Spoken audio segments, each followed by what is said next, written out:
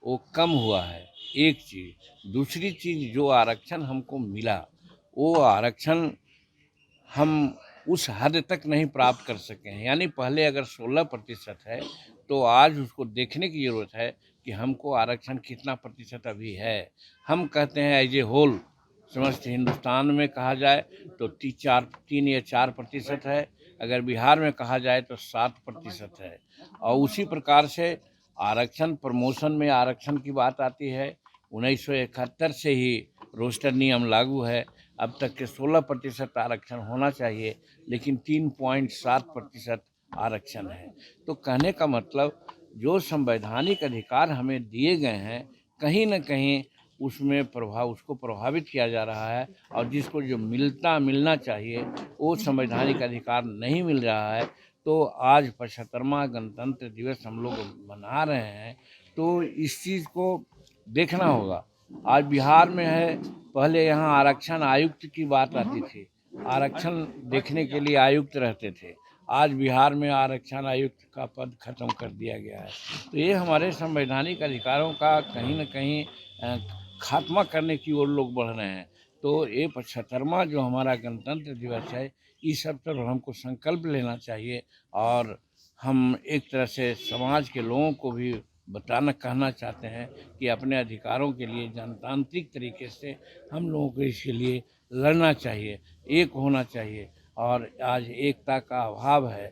आज जाति पाति धर्म एक के नाम पर आज जो समाज बटा गया है, उस माने में अंबेडकर साहब ने कहा था कि भाई कॉमन स्कूलिंग सिस्टम कीजिए, या राष्ट्रपति का बेटा हो या भंगी का संतान, सबको